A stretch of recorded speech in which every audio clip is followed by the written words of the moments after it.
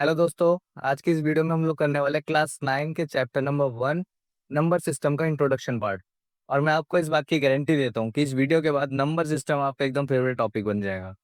इस introduction video में हम सिर्फ डेफिनेशन ही नहीं पढ़ेंगे, बल्कि उनके बीच के लॉजिक को भी समझेंगे, इनके बीच का कनेक्शन क्या होता है वो भी जानेंगे, और साथ में इनके बीच में जो हिडन ट्रिक्स है, जो छुपे हुए ट्रिक्स है, उसको भी हम बहुत अच्छे से समझेंगे। और साथ ही मैं आपको उन टॉपिक्स को इतने ही ज्यादा इजी तरीके से समझाऊंगा जो कि स्टूडेंट्स को कई बार बहुत मुश्किल लगते हैं, और जो शायद ही आपने पहले कभी इस तरह से समझे होंगे। तो चलिए शुरू करते हैं हम नंबर सिस्टम के इंट्रोडक्शन पार्ट को एकदम सिंपल, स्मार्ट और इजी तरीके से।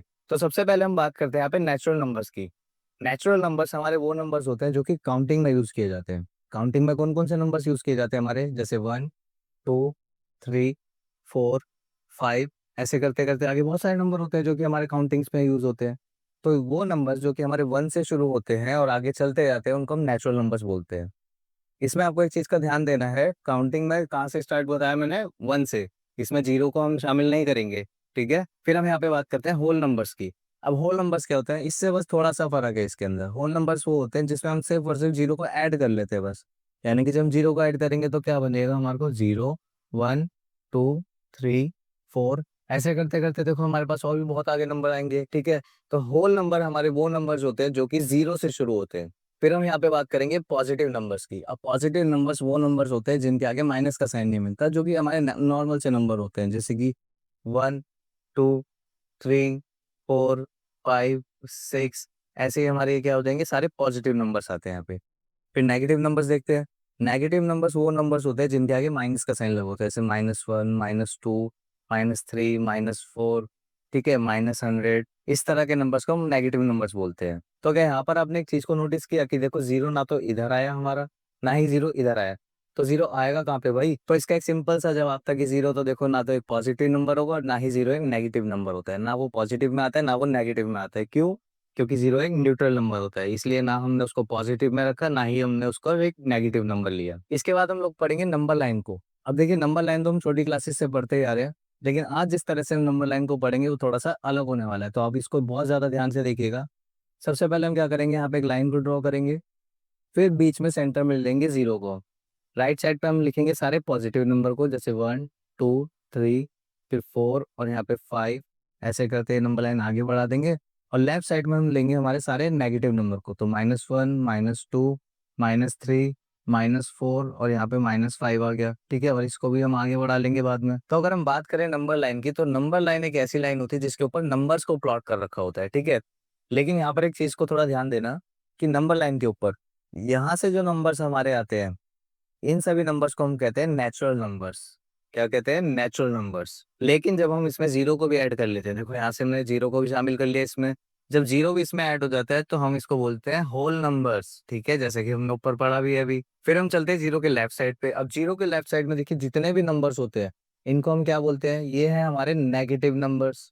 ठीक है, तो इस नंबर लाइन से हम एक चीज को क्या बोल सकते हैं कि जितने भी नंबर हमारे, या तो पॉजिटिव नंबर हो या फिर नेगेटिव नंबर हो या फिर नेचुरल नंबर हो या फिर होल नंबर हो, उन सभी नंबर्स को हम यहाँ पे क्या बोल सकते हैं कि ये सभी होते हैं हमारे इंटीजर्स। ठीक है बच्चों, तो यहाँ से हमने क्या देखा कि जितने भी हमारे नेचुरल नंबर्स थे, होल नंबर्स थे, पॉजिटिव नंबर्स थे, नेगेटिव नंबर्स थे, ये सभी हमारे क्या कहलाए जाते हैं, इंटीजर्स कहलाए जाते हैं। तो इंटीजर्स को सिंपली हम क्या कह सकते हैं कि जितने भी हमारे पॉजिटिव नंबर्स होते हैं, जितने भी नेगेटिव नंबर्स होते हैं और जो जीरो होता है, इन सभी को मिला के हमारे इंटीजर्स बन जाते हैं। जैसे कि -3, -2, -1, 0 और फिर 1, 2, 3, ये सब हमारे क्या हो जाएंगे, इंटीजर्स कहलाए जाते हैं। तो चलिए फिर नेक्स्ट पेज पे हम एक और इंटरेस्टिंग टॉपिक को पढ़ते हैं जिसको हम कहते हैं रियल नंबर्स। अब रियल नंबर्स क्या होते हैं, सबसे पहले हमारे को ये जानना है। रियल नंबर्स हमारे वो नंबर्स होते हैं जो कि हम डेली लाइफ में यूज करते हैं। ठीक है, जैसे कि फ्रैक्शन वाले नंबर हो गए, डेसिमल्स हो गए, होल नंबर्स हो गए, इंटीजर्स हो गए, रूट वाले नंबर हो गए, ये सब कुछ हमारे रियल नंबर्स कहलाए जाते हैं यहाँ पे। इसके बाद देखिए, रियल नंबर्स के अंदर हमारे दो तरह के नंबर होंगे, पहला होगा रैशनल नंबर्स और दूसरा होगा इर्रेशनल नंबर्स। तो सबसे पहले देखिए हम शुरू करते हैं रैशनल नंबर्स को। रैशनल नंबर देखिए बच्चों, कुछ भी नहीं होता, ये बस वो नंबर होता है जिसको हम P/Q की फॉर्म में लिख सकते हैं। ठीक है, P/Q की फॉर्म में जिसको हम लिख सकते हैं, यानी कि फ्रैक्शन होता है ना हमारा, जिसको हम फ्रैक्शन की फॉर्म में लिख दे वही हमारा रैशनल नंबर होता है। लेकिन यहाँ पर एक चीज को बहुत ज्यादा ध्यान रखना है आपको कि जो Q होगा ना वो कभी जीरो नहीं होगा। ठीक है, यानी कि जो फ्रैक्शन रहेगा उसके नीचे वाले हिस्से में कभी जीरो नहीं आना चाहिए। तो इसके मैं आपको कुछ एग्जाम्पल से समझाता हूँ। सबसे पहले देखिए, 1/2 है। ये हमारे फ्रैक्शन में पी अपॉन क्यू की फॉर्म में, और नीचे देखिए जीरो भी नहीं है, तो ये हमारा क्या होगा, एक रैशनल नंबर होगा। दूसरा एग्जाम्पल देखिए, 3। क्या 3 हमारा एक रैशनल नंबर होगा? इसके नीचे तो कुछ नहीं है ना, लेकिन हाँ ये तब भी हमारा रैशनल नंबर होगा, क्योंकि इसके नीचे कुछ नहीं तो हम अपनी मर्जी से 1 लगा सकते हैं। अब क्योंकि 1 लग गया और ये फ्रैक्शन बना, तो ये भी हमारा एक रैशनल नंबर हो गया। फिर देखिए यहाँ पे -5 को लेंगे, -5 भी देखिए रैशनल नंबर होगा, क्योंकि इसके नीचे हम अपनी मर्जी से 1 लगा सकते हैं दोबारा से। लेकिन इसके बाद मैं आपसे ये जानना चाहता हूँ कि क्या 0.75 एक रैशनल नंबर होगा? हाँ जी, ज़रूर होगा। क्यों होगा? क्योंकि देखिए इसके नीचे कुछ नहीं तो 1 आएगा पहले, तो जब हम पॉइंट हटाएँगे तो उसके बाद 2 नंबर, तो 2 ज़ीरो आ गए ना। अब दोनों को जब हम 25 से कैंसल करेंगे तो ये जाएगा 3 पे और ये जाएगा हमारा 4 पे। हमारे को फाइनल आंसर यहाँ पे क्या मिलता है, 3/4। और क्योंकि ये भी P अपॉन Q की फॉर्म में, तो ये भी हमारा एक रैशनल नंबर होगा। और यहाँ पर आपको एक चीज़ का बहुत ज़्यादा ध्यान रखना है कि जो हमारे रिपीटिंग डेसिमल्स होते हैं ना, वो भी हमारे क्या होते हैं, रैशनल नंबर्स होते हैं। जैसे कि 0.3333, पॉइंट के बाद देखिए सारे नंबर्स रिपीट हो रहे हैं ना बार-बार, तो ये भी हमारे रैशनल नंबर्स होते हैं। और ये रैशनल नंबर क्यों होगा? क्योंकि इसको हम कैसे लिखते हैं, 1/3 लिखते हैं। यानी कि जब 1 को 3 से डिवाइड करेंगे ना, तो हमारे को ये वाला डेसिमल मिलता है। तो यहाँ पर आपको ये ध्यान रखना है कि जो हमारे टर्मिनेटिंग डेसिमल्स होते हैं, यानी कि जो पॉइंट के बाद अगर कोई नंबर जैसे खत्म हो जाता है, जैसे 0.2, 0.5, ठीक है, या फिर हम ले लेंगे 0.25, इस तरह के नंबर्स हमारे रैशनल नंबर्स में आते हैं। और साथ ही जो हमारे देखिए जो रिपीटिंग डेसिमल्स होते हैं, वो भी हमारे रैशनल नंबर्स में आते हैं। फिर इसके बाद हम देखेंगे कि इर्रेशनल नंबर्स क्या होते हैं। ये इर्रेशनल नंबर ना थोड़े से स्पेशल होते हैं, क्योंकि ये वो नंबर होते हैं जिसको हम देखो ना तो पी अपॉन क्यू की फॉर्म में लिख सकते, ठीक है, और ना ही इनका डेसिमल कभी रिपीट होता है। जैसे रिपीट हो रहा है तो इसका डेसिमल भी रिपीट नहीं होता। और देखिए जैसे पॉइंट के बाद नंबर्स खत्म हो गए ना, तो इसके पॉइंट के बाद नंबर भी टर्मिनेट नहीं होते, यानी खत्म नहीं होते। तो ये होते कौन से नंबर है? तो देखिए इसका जवाब भी एकदम बहुत ही ज्यादा सिंपल है। ये वो नंबर होते हैं जो कि देखो ना तो डेसिमल के बाद कभी रिपीट होंगे, जैसे रिपीट हो रहा है ऐसे रिपीट भी नहीं होता है, और जैसे डेसिमल के बाद खत्म हो गया, ये खत्म भी नहीं होता है। तो ऐसे कौन से नंबर होंगे जो कि इर्रेशनल नंबर होंगे? ऐसे नंबर हम ले सकते हैं √2, क्योंकि √2 को हम जब सॉल्व करेंगे तो हमारे को आंसर मिलता है 1.41421356, ऐसे ये नंबर चलता जाएगा। ना तो देखिए नंबर भी रिपीट हो रहा और ना ही देखिए खत्म हो रहा, तो ये क्या होता है, हमारा इर्रेशनल नंबर होता है। इसके बाद एक और एग्जांपल देखते हैं। पाई सुना ही होगा और पढ़ा भी होगा आपने, ठीक है, तो पाई की वैल्यू क्या होती है, जैसे 3.14159, और ये भी आगे देखो ऐसे ही चलता रहेगा, ना तो ये खत्म होगा और ना ही ये रिपीट होगा। ऐसे ही इर्रेशनल नंबर्स हम और कौन से ले सकते हैं, √3 ले सकते हैं, √5 ले सकते हैं। तो ये हमारे सारे इर्रेशनल नंबर्स की कैटेगरी में आते हैं। और दोस्तों मैं आपसे कहना चाहूंगा कि अगर आपको वीडियो हेल्पफुल लगे तो इसे लाइक शेयर जरूर करें, और हाँ, चैनल को सब्सक्राइब भी कर लेना यार, क्योंकि ऐसे ही हेल्पफुल वीडियोस आपको इस चैनल पे मिलते रहेंगे। तो चलते हैं अपने सॉल्यूशन पे।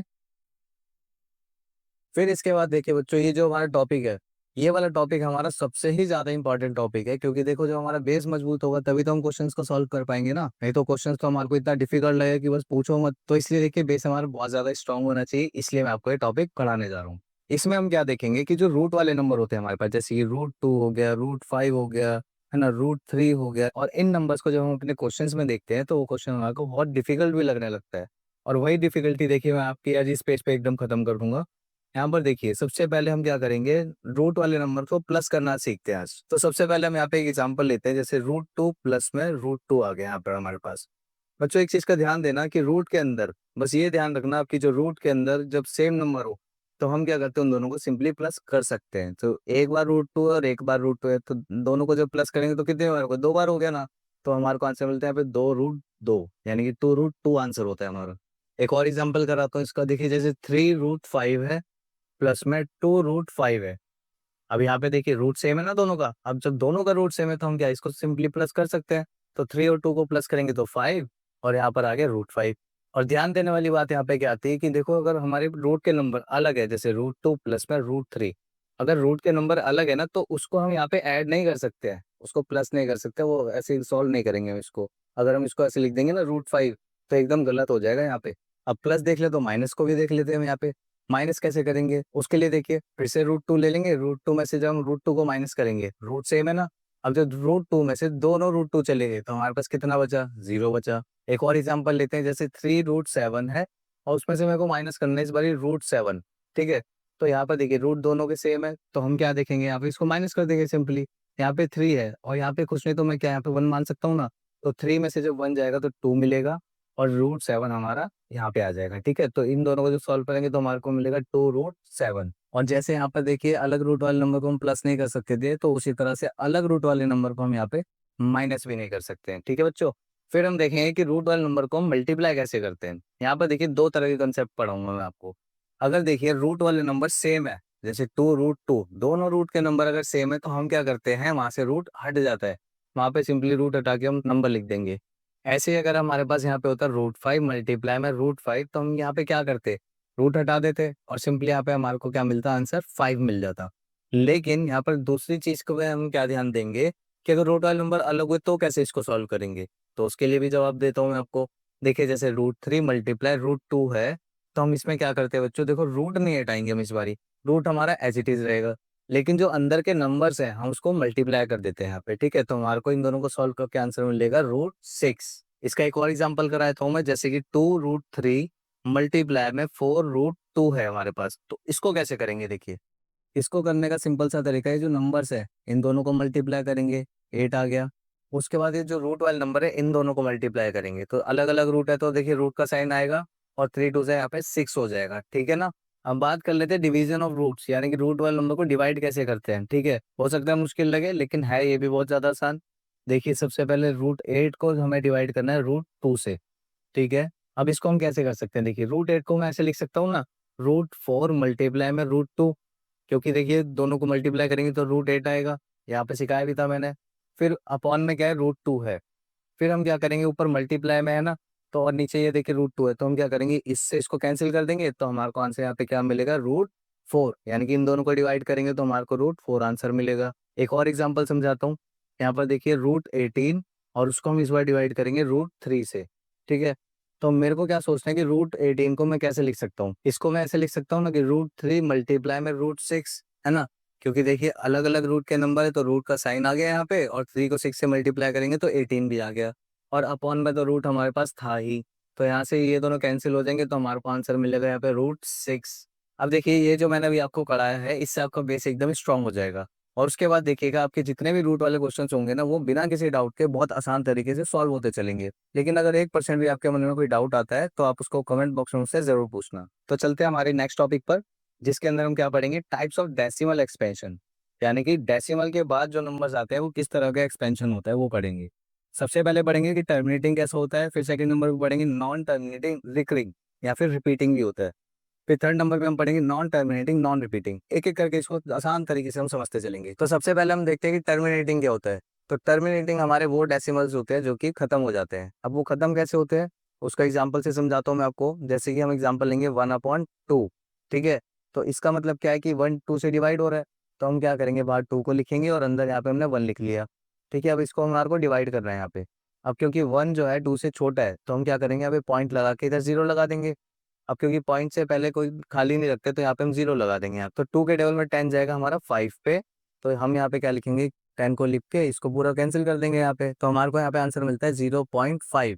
यानी कि यहाँ पर एक चीज हमने क्या देखी कि पॉइंट के बाद जो डेसिमल था वो टर्मिनेट हो गया, यानी कि खत्म हो गया, इसके बाद और कुछ नहीं आ रहा है। इसका मतलब ये आता है कि जैसे हम 1 को 2 से डिवाइड करेंगे तो पॉइंट के बाद जो नंबर आएगा, यानी कि डेसिमल के बाद जो नंबर हमारे को मिलता है वो रिपीट नहीं होगा, वो वहाँ पे खत्म हो जाएगा। फिर हम देखेंगे कि नॉन टर्मिनेटिंग रिकरिंग और रिपीटिंग क्या होता है। ठीक है, तो ये वो नंबर्स होते हैं जो कि रुकते नहीं है लेकिन रिपीट होते रहते हैं। अब रुकते नहीं है रिपीट होते रहते हैं, वो कैसे नंबर होते हैं, उसके लिए हम क्या करेंगे, फिर से एग्जाम्पल लेंगे 1/3 को। इसका मतलब क्या है कि 1 को हमारे को अंदर रखना है और 3 हम बाहर रखेंगे। अब 1 क्योंकि 3 से छोटा है तो हम क्या करेंगे, पॉइंट लगा के यहाँ 0 लगाएंगे, और यहाँ पर भी 0 आ गया, तो अंदर हमारे को मिलता है यहाँ पे 10। अब देखिए इसको जब हम सॉल्व करेंगे तो 3 3 से 9 और माइनस करके हमारे को यहाँ पे 1 मिलेगा। अब क्योंकि पॉइंट लगा रखा था तो यहाँ पे हम 0 लगा सकते हैं। अब फिर जब हम 10 को 3 से डिवाइड करेंगे तो क्या मिलता है हमारे को, देखिए 3 को 3 से करेंगे तो फिर से हमारे को 9 मिलेगा, और माइनस करने पे फिर से 1 मिल जाएगा। अब फिर क्योंकि देखिए पॉइंट लगा रखा तो 0 लगाएंगे हम यहाँ पे। अब जब इसको सॉल्व करेंगे तो फिर हम लिख सकते हैं 3 3 जा 9, और फिर से यहाँ पे हमारे को क्या मिलेगा, 1 ही मिलेगा। अब यहाँ पर एक चीज देखिए, हम बार बार 10 फिर 9 10 फिर 9 ये लिखे जा रहे हैं, यानी कि आगे भी ऐसे ही चलता रहेगा। तो हमारे को डेसिमल एक्सपेंशन हमारी क्या मिलती है, 0.3333 ऐसे करते चलता रहेगा, क्योंकि वो बार बार वहाँ पे देखिए 10 बनेगा और फिर बार बार हम 3 3 लिख के यहाँ पे 9 लिखते जाएंगे। तो जब इस तरह का हमारे को कोई डेसिमल एक्सपेंशन मिलता है जो कि ऐसा नंबर देता है हमारे को जो पॉइंट के बाद देखिए खत्म भी नहीं हो रहा है और रिपीट भी नहीं हो रहा है, देखिए 3 ही एक जैसे नंबर चले जा रहा है ना वहाँ पे, तो इस तरह के नंबर्स को हम क्या बोलते हैं, नॉन टर्मिनेटिंग रिकरिंग या फिर नॉन टर्मिनेटिंग रिपीटिंग बोलते हैं। अब इसके बाद हम पढ़ेंगे कि नॉन टर्मिनेटिंग नॉन रिपीटिंग क्या होता है। देखिए ये भी बहुत ज्यादा सिंपल है। ये ऐसे नंबर्स होते हैं जो कि टर्मिनेट नहीं होते, इसकी तरह खत्म भी नहीं होते हैं और नॉन रिपीटिंग होते हैं, यानी कि इसकी तरह रिपीट भी नहीं होते। तो एक इस तरह के नंबर होते हैं, ये होते हैं हमारे रूट 2 जैसे नंबर। तो रूट 2 को जब हम सॉल्व करेंगे तो हमें मिलता है 1.414213 ऐसे करते ही नंबर चलता जाएगा। यानी कि देखिए पॉइंट के बाद ना तो ये खत्म हो रहा है, यानी कि टर्मिनेट भी नहीं हो रहा, और ना ही ये रिपीट हो रहा है। देखिए एक जैसे नंबर आ नहीं रहा ना, वो दोबारा से घूम के जैसे 3333 आ रहा था। तो इसीलिए इसको हम क्या बोलते हैं, नॉन टर्मिनेटिंग नॉन रिपीटिंग। और यहाँ पर एक चीज का ध्यान देना कि जो टर्मिनेटिंग और नॉन टर्मिनेटिंग रिपीटिंग जो नंबर्स होते हैं, ये हमारे रैशनल नंबर्स होते हैं। ठीक है, इनको हम क्या बोलेंगे कि ये रैशनल नंबर्स होते हैं हमारे। और जो नॉन टर्मिनेटिंग नॉन रिपीटिंग होते हैं, ये हमारे इर्रेशनल नंबर्स होते हैं। ठीक है, तो ये जो टॉपिक अपन पढ़ने वाले हैं, ये देखने में जितना ज्यादा मुश्किल लग रहा है ना हमारे को, ये भी उतना ही ज्यादा आसान होने वाला है यहाँ पे। तो उसको समझाने से पहले मैं आपको कुछ चीजें बताना चाहूंगा। जैसे कि देखिए ये 2 और उसकी पावर 3 है, तो इसको हम क्या बोलते हैं, इसको हम बोलते हैं बेस होता है हमारा। ठीक है, और इसके ऊपर ये जो नंबर लिखा होता है, ये हमारा होता है पावर। इसको हम बोलते हैं पावर होती है ये, पावर बोलते हैं, या फिर हम इसको क्या बोल सकते हैं, एक्सपोनेंट बोल सकते हैं हम इसको। तो चलते हैं फिर इसको सीखना है। यहाँ पर देखिए क्या लिखा है, ए की पावर एम, और जो पॉइंट है इसका मतलब होता है मल्टीप्लाई, यानी कि ए की पावर एम मल्टीप्लाई में ए की पावर एन। जब हम इन दोनों को मल्टीप्लाई करेंगे तो हमारे को मिलेगा ए की पावर एम प्लस एन। अब देखिए हो सकता है सुनने में या देखने में आपको थोड़ा अलग सा लग रहा हो, लेकिन मैं आपको एग्जांपल से समझाता हूँ, आपको समझ आएगा। अब देखिए यहाँ पर ए और ए यहाँ पर है, यानी कि दोनों सेम है। इट मीन्स कि हमारा जो बेस रहेगा वो सेम होगा यहाँ पे। तो बेस ले लेता हूँ मैं सबसे पहले 5 और 5। अब ये देखिए इसकी पावर एम है और उसकी पावर एन है, क्योंकि एम और एन अलग होते हैं, तो इसका मतलब क्या निकलता है ऐसे कि पावर भी दोनों की अलग अलग होगी। तो मैं यहाँ पे क्या पावर ले लेता हूँ, मैं ले लूंगा यहाँ पे 3 और यहाँ पे पावर ले लूंगा 2, और दोनों के पीछे मल्टीप्लाई लगा दूंगा। अब क्योंकि ये पूरा मैंने इसकी तरह दिखाया आपको, यानी कि ए की पावर एम और ए की पावर एन, यानी कि दोनों बेस सेम है हमारे और पावर अलग अलग है। और जब हमारे बेस सेम हो और पावर अलग हो तो हम क्या करते हैं, सिंपली बेस को एक बार लिखते हैं और दोनों जो पावर होती है उनको हम प्लस कर लेते हैं। तो 3 + 2, तो हमारे को यहाँ पे आंसर मिलेगा 5, और यहाँ पे उसकी पावर 5 आ जाएगी। इसी को देखिए मैं आपको एक और एग्जांपल से समझाता हूँ। एक बेस लेंगे हम 3 और दूसरा भी बेस हमारे पास 3 आ जाएगा। एक की पावर लेंगे हम 4 और दूसरे की पावर मैं मान लूंगा 2, और दोनों को मल्टीप्लाई करेंगे। अब क्योंकि देखिए बेस सेम है दोनों के और पावर दोनों की अलग अलग है, तो मैं क्या करूंगा, यहाँ पे बेस को एक बार लिखूंगा और दोनों पावर को यहाँ पे ऐड कर दूंगा। तो 3 लिखेंगे और यहाँ पर दोनों पावर को ऐड करके लिख देंगे हम। तो इसका आंसर मिलेगा हमारे को 3 की पावर 6। इसके बाद हम इस वाले पे चलते हैं। यहाँ पे देखिए क्या लिखा है, ए की पावर एम, फिर ब्रैकेट लगा के बाहर एन लिखा है, यानी कि ये दोनों आपस में मल्टीप्लाई हो रही है दोनों पावर। तो इसको भी हम यहाँ पे सेम एग्जांपल से समझ लेते हैं। ए को ले लेंगे हम 5, फिर एम की जगह हम यहाँ पे ले लेंगे 3, यानी कि एक पावर ली हमने 3, फिर ब्रैकेट लगा के बाहर एक पावर ले ली हमने यहाँ पे 2। अब देखिए जब कोई ऐसा कोई सीन बनता है, यानी कि बेस लिखा होता है, दो पावर आपस में ऐसे मल्टीप्लाई में दे रखी हो, तो उसको हम कैसे लिखते हैं, बेस लिखते हैं, दोनों पावर को सिंपली मल्टीप्लाई कर देना हमारे को यहाँ पे। तो 5, उसकी पावर क्या आएगी 3 × 2, यानी कि हमारे को आंसर मिलता है 5 की पावर 6। तो यहाँ पर आते देखिए इसका क्या मतलब है कि ए की पावर एम डिवाइड में ए की पावर एन, यानी कि जब ए की पावर एन डिवाइड हो रहा है ना ए की पावर एन से, तो इसको हम लिखते हैं कि ए एम माइनस एन। इसको भी एग्जाम्पल लिखेंगे यहाँ पे देखिए, ए की जगह हम लेंगे 5 और एम की जगह आगे हमारे पास 3, और फिर यहाँ पर देखिए ए की जगह फिर से हम 5 लिखेंगे और एन की जगह हम यहाँ पे 2 ले लेंगे। अब ध्यान क्या देना है कि देखो बेस तो हमारा सेम है, लेकिन पावर कैसी अलग अलग है। अब जब बेस सेम हो और पावर अलग हो और वो मल्टीप्लाई में हो रखा हो, तो हम क्या करते हैं, पावर को माइनस कर देते हैं बस। तो 5 लिखेंगे हम यहाँ पे, क्योंकि देखिए एक बार 5 लिखा और दोनों पावर को माइनस करना है हमारे को, तो 3 - 2, तो हमारे को यहाँ पे आंसर क्या मिलता है 5 की पावर 1। अब आपको और ही ज्यादा अच्छे से समझाने के लिए मैं आपको एक और एग्जाम्पल देता हूँ यहाँ पे। तो ए की जगह मैं ले लूंगा 3, ठीक है, दोनों को डिवाइड में ले लिया मैंने। अब m की जगह मैं यहाँ पे लेता हूँ इस बार 4 और n की जगह ले लूंगा 2, यानी कि देखिए बेस सेम आ गया मेरे पास और पावर मेरे पास अलग अलग है। ऐसी सीन में हम क्या करते हैं कि बेस को एक बार लिख देते हैं और पावर को क्या करेंगे, माइनस कर देंगे जब वो डिवाइड में हो तो। ठीक है, तो 4 - 2, तो हमारे को यहाँ आंसर मिलता है 3, और 4 में 2 को माइनस करेंगे तो यहाँ पे 2 आ जाएगा। अब आप इसको देखिए ये थोड़ा सा ना अलग है, यहाँ पर इस बार क्या है, बेस अलग है लेकिन पावर दोनों की सेम दे रखी है। ठीक है, तो इसको भी देखिए हम कैसे कर सकते हैं। ए की जगह देखिए यहाँ पे मैंने 5 लिया, फिर मल्टीप्लाई का साइन, और बी की जगह मान लेते हैं मैंने यहाँ पे 4 ले लिया। अब दोनों की पावर तो सेम है, तो यहाँ पे मैं पावर 2 लिख लूंगा और यहाँ पर भी मैं पावर को 2 ले लूंगा। अब ये पूरा इस तरह से हो गया, हमारा बेस अलग है और पावर सेम है, और ये मल्टीप्लाई भी हो रहा है। तो इसको हम कैसे लिखते हैं, दोनों को मल्टीप्लाई कर देते हैं, दोनों बेस को, और पावर को सिर्फ एक बार लिख दे रहे हैं हमारे को। तो इसके लिए हम क्या करेंगे, 5 × 4 और उसकी पावर को एक बार लिख देना है। तो 5 को 4 से मल्टीप्लाई करेंगे तो 20, और उसकी पावर यहाँ पे 2 आ जाती है हमारे पास। अब ये जो टॉपिक आता है हमारे पास, रैशनलाइज द डिनोमिनेटर, इस तरह का क्वेश्चन हमारे को पेपर में पूछता ही पूछता है। अब इसको समझने के लिए हम एक एग्जांपल लेंगे 1/√2। अब सबसे पहले हम ये देखते हैं कि रैशनलाइजेशन हम करते क्यों है। रैशनलाइजेशन हम इसलिए करते हैं कि जो फ्रैक्शन के जो नीचे वाला पार्ट है, इसमें जो रूट वाला नंबर होता है ना, हमारे पास से रूट हटाना है। इसलिए हम यहाँ पे क्या करते हैं, रैशनलाइजेशन का यूज करते हैं। अब रैशनलाइजेशन करते कैसे, इसको अब स्टेप बाय स्टेप बहुत ध्यान से समझना। तो फर्स्ट स्टेप में हम क्या करेंगे, ये जो फ्रैक्शन दे रखा होता है ना हमारे को, इसको हम एज इट इज लिखते हैं। फिर हमें क्या करना है, यहाँ पे मल्टीप्लाई का साइन लगाना है, और जो डिनोमिनेटर में यानी कि नीचे वाले पार्ट में जो नंबर है ना, उसको ऊपर भी मल्टीप्लाई कर देना एक बारी, और उसी नंबर को यहाँ पर नीचे भी मल्टीप्लाई कर देना हमारे को। फिर हम क्या करेंगे, नेक्स्ट स्टेप में ऊपर के जो नंबर्स है उनको मल्टीप्लाई कर देंगे। तो √2 को जब 1 से मल्टीप्लाई करेंगे तो हमारे को √2 ही मिलेगा यहाँ पर। ठीक है। फिर जैसे कि हमने पीछे पढ़ा था कि जो सेम रूट के नंबर हो और वो मल्टीप्लाई हो रहे हो, तो वहाँ पे हम क्या करते हैं, रूट का साइन हटा देते हैं और सिंपल वहाँ पे नंबर लिखते हैं।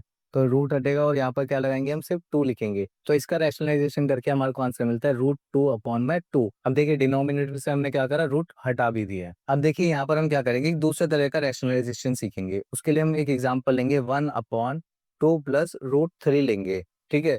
अब इसको रैशनलाइजेशन कैसे करेंगे हम, इसके लिए फर्स्ट स्टेप में हम क्या करते हैं, जो क्वेश्चन गिवन होता है ना उसको हम एज इट इज लिखते हैं। तो हम लिखेंगे 1/2 प्लस √3। सेकंड स्टेप में क्या करेंगे, यहाँ पे मल्टीप्लाई का साइन लगाएंगे, और ये जो नीचे जो हमारे को नंबर दे रखा है, इसको एक बार ऊपर भी मल्टीप्लाई करेंगे और एक बार नीचे ही मल्टीप्लाई करेंगे। लेकिन ध्यान क्या देना है इस बारी, कि ये जो यहाँ पर साइन होगा ना इन दोनों के बीच में, जब भी हम यहाँ पे इसको मल्टीप्लाई करेंगे तो साइन चेंज हो जाएंगे। अगर प्लस है तो माइनस में होगा, और माइनस है तो प्लस में हो जाएगा। अब क्योंकि देखिए यहाँ पे प्लस का साइन है, तो यहाँ पर हम क्या लिखेंगे, 2 - √3। ठीक है, ऊपर भी आ जाएगा, और 2 - √3 यहाँ पे नीचे भी आ जाएगा। अगर ये माइनस होता तो यहाँ पर हम दोनों जगह प्लस का साइन लगा के सॉल्व करते। अब क्या करेंगे, हम ऊपर वाले दोनों नंबर को मल्टीप्लाई करेंगे। अब इन दोनों को जब हम मल्टीप्लाई करते हैं, 2 - √3 को जब हम 1 से मल्टीप्लाई करेंगे तो हमारे को सेम यही मिलेगा। तो 2 - √3 हमने यहाँ पर लिखा। इसके बाद हमारे को इन दोनों को मल्टीप्लाई करना है। तो मैं इसको ऐसे लिख सकता हूँ ना, 2 + √3, और फिर ब्रैकेट में यहाँ पे 2 - √3।